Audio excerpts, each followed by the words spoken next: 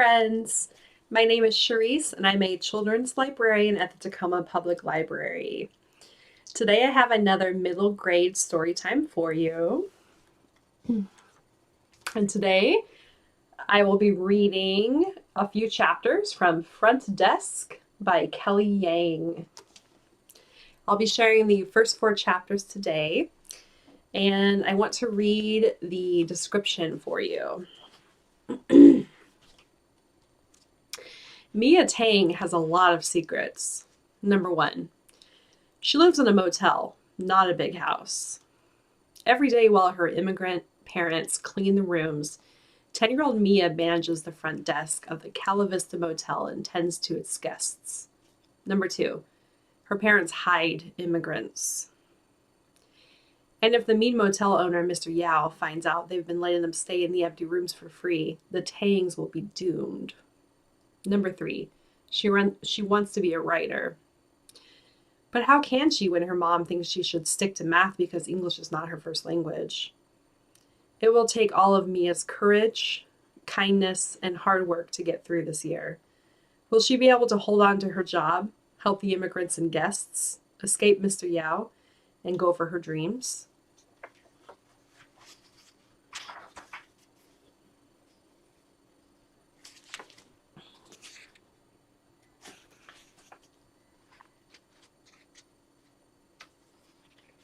And this book was published in 2018, is published by Scholastic, and we have permission to read a few chapters today. Chapter 1. My parents told me that America would be this amazing place where we could live in a house with a dog, do whatever we want, and eat hamburgers till we were red in the face. So far, the only part that we've achieved is the hamburger part, but I'm still holding out hope. And the hamburgers here are pretty good. The most incredible burger I've ever had was at the Houston Space Center last summer.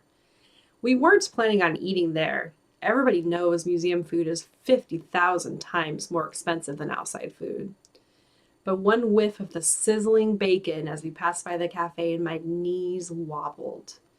My parents must have heard the howls of my stomach because the next thing I knew, my mother was rummaging through her purse for coins.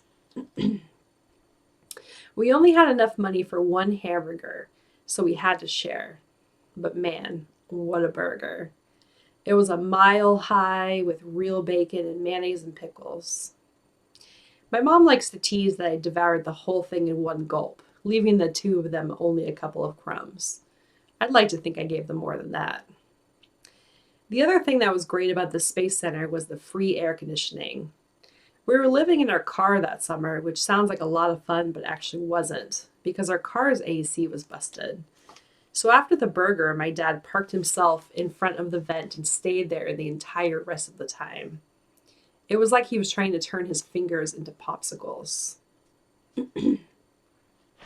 My mom and I bounced from exhibit to exhibit instead. I could barely keep up with her. She was an engineer back in China, so she loves math and rockets. She oohed and ahed over this module and that module. I wished my cousin Shen could have been there. He loves rockets too. When we got to the photo booth, my mother's face lit up. The booth took a picture of you and made it look like you were a real astronaut in space. I went first. I put my head where the cardboard cutout was and smiled when the guy said, "Cheese." When it was my mom's turn to take her photo, I thought it would be funny to jump into her shot. The result was a picture of her in an astronaut suit hovering over Earth, and me standing right next to her in my flip-flops, doing bunny ears with my fingers. My mother's face crumpled when she saw her picture. She pleaded with the guy to let her take another one, but he said, "No can do, 1 picture per person." For a second, I thought she was going to cry. We still have that picture. Every time I look at it, I wish I could go back in time. If I could do it all over again, I would not photobomb my mom's picture. And I'd give her more of my burger. Not the whole thing, but definitely some more bites. At the end of that summer, my dad got a job as an assistant fryer at a Chinese restaurant in California. That meant we didn't have to live in our car anymore and we could move into a small 1-bedroom apartment.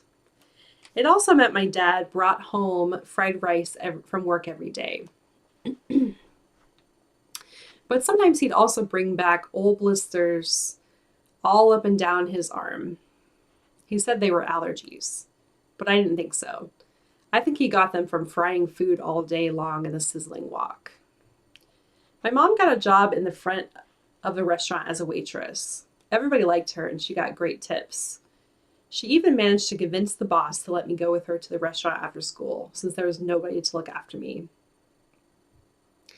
My mother's boss was a wrinkly, white-haired Chinese man who reeked of garlic and didn't believe in wasting anything. Not cooking oil, not toilet paper, and certainly not free labor.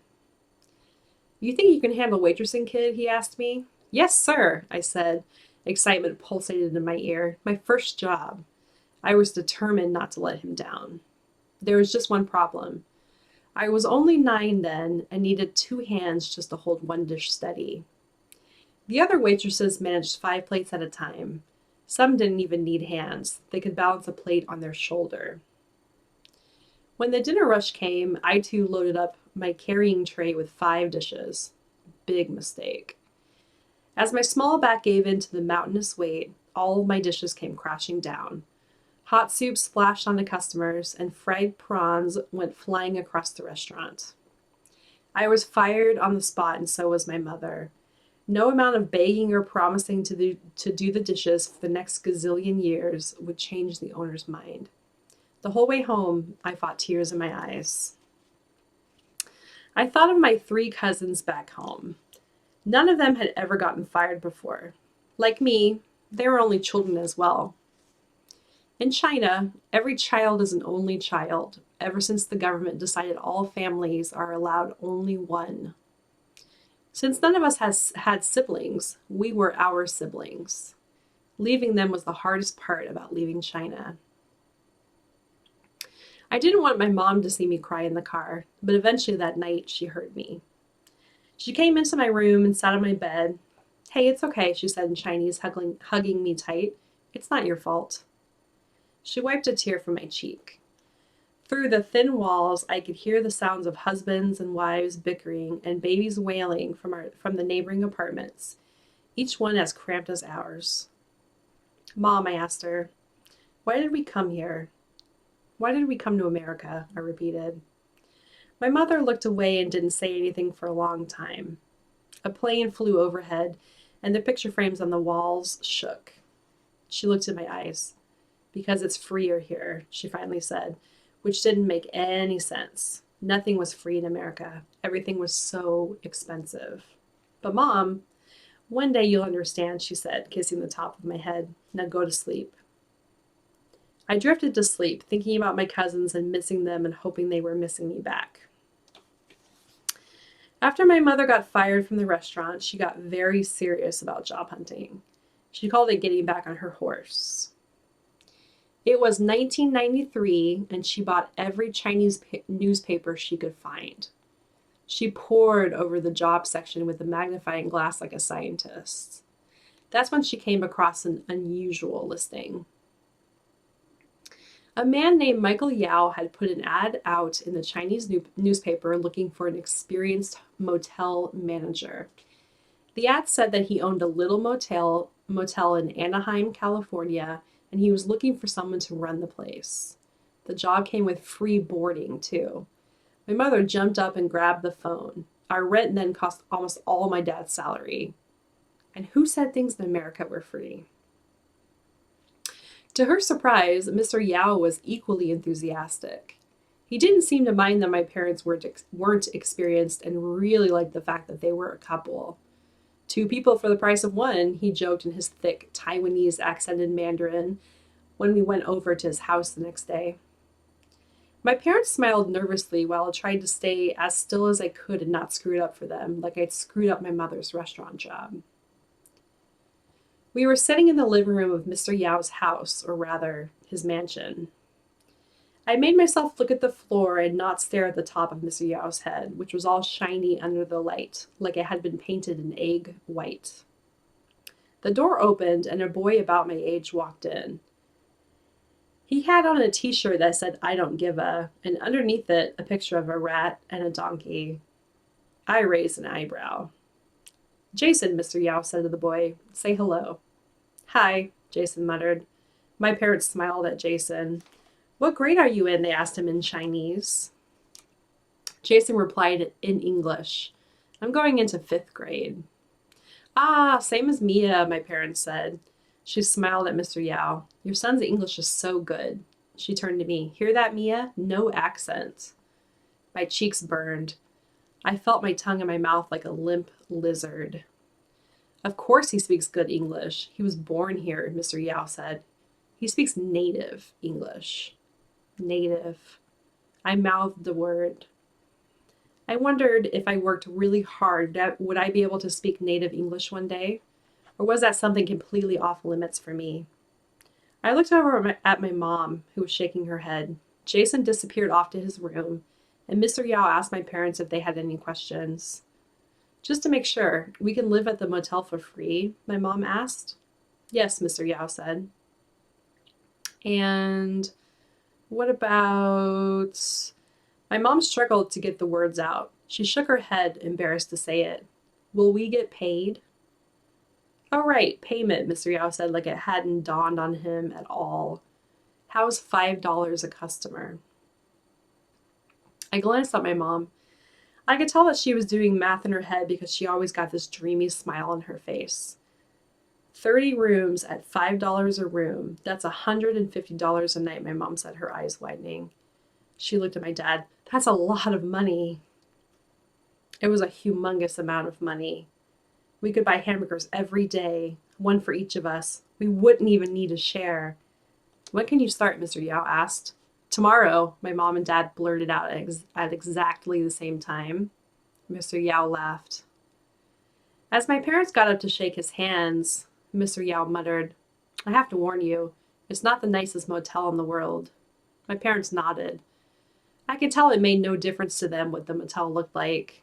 It could look like the inside of a Greyhound bus toilet for all we cared. At $150 a day plus free rent, we were in. Chapter 2. The Calivista Motel sat on the corner of Coast Boulevard and Meadow Lane. It was a small motel, the first of 3 motels in a row. The Topaz Inn and the Lagoon Motel were right next door and bigger, but I immediately decided I liked our little motel the best. With its creamy walls and red doors, it looked warm and inviting. I looked up at the sign and read the words, "Low rates, cable TV, Disneyland, just 5 miles away." Excitedly, I asked my parents if that meant we could visit and go on all the rides. "We probably could," my mom said. I smiled, savoring the moment. Our lives were about to change. We were going to become Disneyland going people. As if things couldn't get any better, the Calivista had a pool. It was right out in front. The water sparkled under the golden sun. I closed my eyes and pictured myself doing cannonballs in the water all summer long. This was going to be amazing. Just behind the pool was the front office. I'd asked my parents in the car whether I could help out of the front desk, and my dad had chuckled and said, "We'll see." Mr. Yao was waiting for us in the front office. He buzzed us in and lifted the divider so we could all get behind the front desk. The front desk was a long wooden desk that stretched almost the entire width of the room. Just behind the front office were the manager's quarters, where Mr. Yao led us next. There was a living room with a bed in it. He pointed to the bed. "You guys sleep there," he said to my parents, "so you can hear the customers in the middle of the night." "Customers come in the middle of the night?" my dad asked. Mr. Yao nodded. "Of course, it's a motel." "But won't that wake them up?" I asked. Mr. Yao rolled his eyes. "That's the point," he said. Next, he led us over to the small bedroom, just to the right of the living room and the kitchen. The girl can sleep there," Mr. Yao said. For some reason, he still kept calling me the girl, even though I had already told him my name several times. I put my stuff down in the small bedroom, then joined my parents and Mr. Yao in the front office. Mr. Yao was explaining the buzzer. One wrong buzz and it's all over, he said. See that glass? He pointed to the thick glass enclosing the front office. That's bulletproof glass. You see a bad guy come up, you don't need to worry. They can't hurt you. But if you press this buzzer... He put his fingers on the buzzer just under the front desk and a loud buzz roared. That door right there gets unlocked, Mr. Yao said. And then what? I asked him. Then he's inside, Mr. Yao said. I looked around to see if there were any other magical buttons or bulletproof glass inside the office. There weren't. I asked Mr. Yao how he could tell if someone was a bad guy. Based on how they look, of course, he said, which made me wonder, because it's not like bad people walked around with a sticker on their head saying, I'm bad. The bottom line is, don't let in any bad guys, Mr. Yao warned. His pupils expanded as he said the word bad. While Mr. Yao took my parents out back to show them the laundry room and cleaning supplies, I stayed in the front office. I climbed up on top of the front desk stool. Gently, I reached down and touched the buzzer with my finger. It was greasy, like it had been pressed hundreds of times. Slowly, I pressed on it and heard it zap. I pressed it again. Buzz, buzz, buzz. Power coursed through my fingertips. I closed my eyes and pictured myself checking customers in. Why, yes, Miss Connolly, I'll be glad to show you to your room. Right this way, I'd say. Certainly I can help you with your luggage. It would be my pleasure. So deep was I in my fake customer relations that I almost didn't hear when a real customer walked up and tapped on the front office glass. I looked up to see a thin African-American man about 50 or so years old, smiling and waving at me. He motioned with his hand for me to buzz him in. Oh, right, I said, and pressed on the buzzer. Buzz. He pushed open the door and walked in. Just saw Mr. Yao in the lot. You must be the new managers, he said. He extended his hand across the front desk. Name's Hank. I smiled, took his hand, and shook it. I'm Mia. Nice to meet you. He tilted his head to one side. How old are you, Mia? I'm 10, I told him. Say, aren't you a little young to be running this place? He teased me. I laughed. I liked Hank immediately. I'm helping my parents, I told him. What about you? Do you live here? Sure do, he said and pointed to one of the rooms. That's me right there, number 12. Hank informed me that he wasn't a regular customer, the kind who stays just a day or two. He was a weekly. A weekly is someone who pays by the week. There were 5 of them at the Calivista. They were Miss Q, Miss T, Hank, Billy Bob, and Fred. You'll meet them, he said. They're all nice people. I smiled. Do you guys like living here? I asked. Oh yeah, he said. Well, except for Mr. Yao. Everyone hates Mr. Yao. Really? I asked him. He seems all right. Intense, but all right. Hank snorted. Trust me, he's anything but all right. Before I could ask Hank what he meant by that, the back door cracked open and my parents and Mr. Yao came back in. When I turned around, Hank was gone. Chapter 3.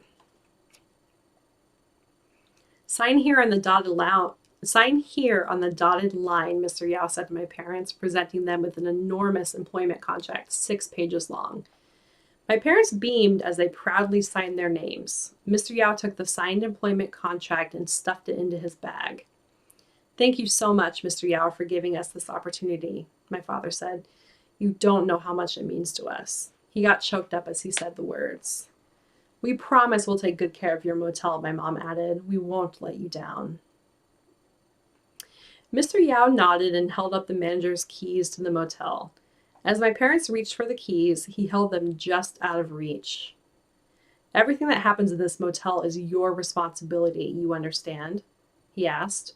Something breaks, you have to pay for it. My parents nodded. Under no circumstances are you ever to leave the motel unattended. Ever. One of you must always stay behind. Again, my parents nodded eagerly, even though I was thinking, wait, what? I can't go out with both my parents at the same time? But what about Disneyland? But it was condition number 3 that really made my jaw drop. Mr. Yao turned to me. You can't use the pool, kid, he said. Why not? I asked. If you use the pool, then all the customers will want to use the pool. So think of all the water and towels we'll be washing, he said. It's not good for the environment. I frowned at him. Somehow I doubted this was about the environment. She understands she won't use the pool, will you, Mia? My mother shook her head at me. I glanced at my mom, at the desperation in her eyes. Okay, I said. Good, Mr. Yao grinned, satisfied. He tossed my parents the keys. That night, the sweet smells of jasmine tea filled the front office. My parents only ever got the jasmine tea out for special occasions. We had packed a small tin of it before we left to China, and every time something good happened, my mom would take out a few leaves and make some tea. I guess not a lot of good things had happened because there was still quite a lot left. But all that was about to change. Tonight, my parents poured generously from the tin.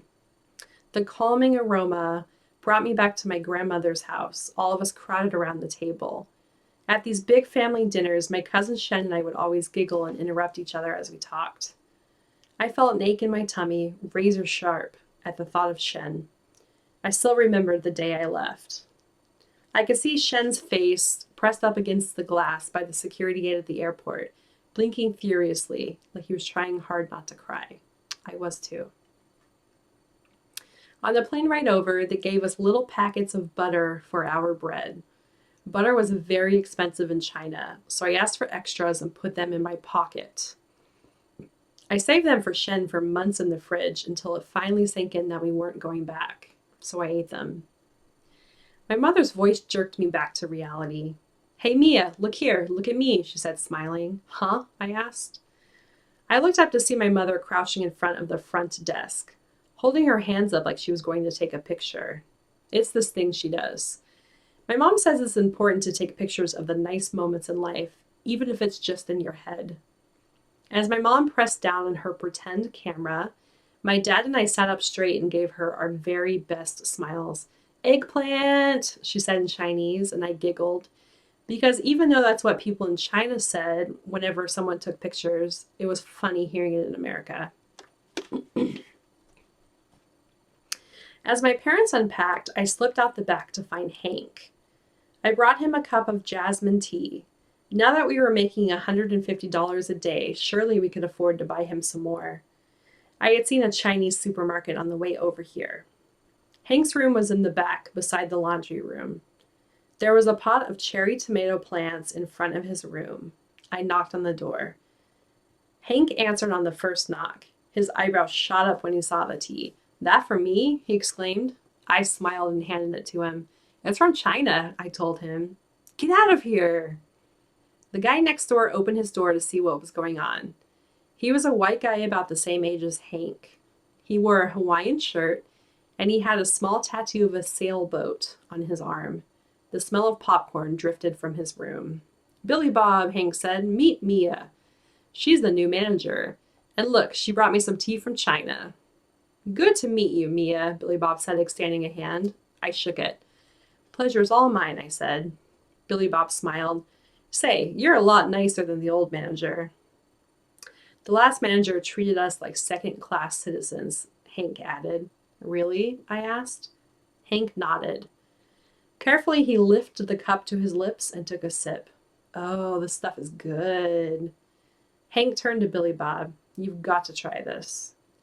More doors opened, and soon all the weeklies were outside, talking and sipping the tea under the glowing crescent.